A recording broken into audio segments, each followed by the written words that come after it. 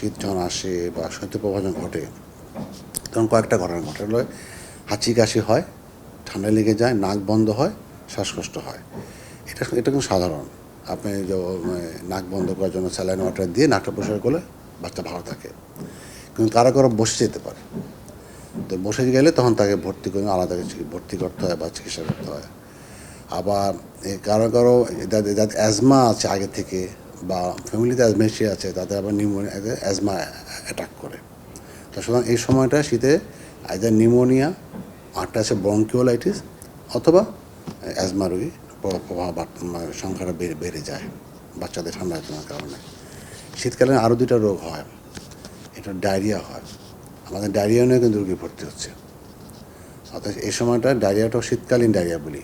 তো শীতকালীন ডায়রিয়া সাধারণত একটু স্যালাইন খেলেই হয়, অন্য কিছু স্বাভাবিক খাওয়ার পাশাপাশি কিছু প্রয়োজন পড়ে না।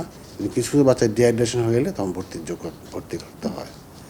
আর আমাদের এই সময়টা চর্মরোগী বেড়ে যায়, শীতকালে স্কিন ডিজিজ বেড়ে যায়। আমাদের কর্তব্য কী বাবা মা হিসাবে যখন শৈত্যপ্রবাহ হবে, খুব ঠান্ডা থাকে বাইরে, খুব বেশি জরুরি না হলে বাচ্চাকে ঠান্ডা এক্সপোজ করবো না, ঠান্ডা বের করবো না।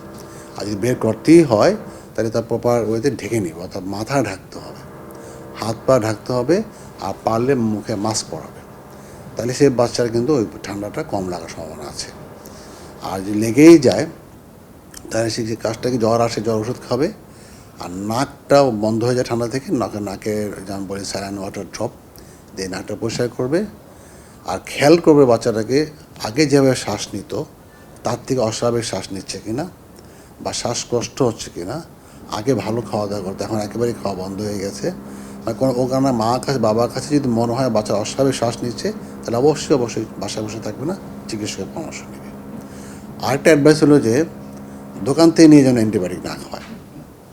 এই ঠান্ডা কাশি মেজরিটি তো এমনি ভালো হবে, এই জন্য দোকান থেকে যে অ্যান্টিবায়োটিক প্রয়োজন পড়ে না, এটা খুবই গুরুত্বপূর্ণ তথ্য। আর যদি পাতলা পায়খানা হয় সাথে, তাহলে ওই যখন পাতলা পায়খানা হবে ওই যে পরিমাণ পায়খানা করবে সেই পরিমাণ একটু ওরসালাইন খাওয়াবে। ওরসালাইন বাচ্চাদের জন্য ওরসালাইন নাচ আলাদা করে এটা খাওয়াবে স্বাভাবিক খাওয়ার পাশাপাশি।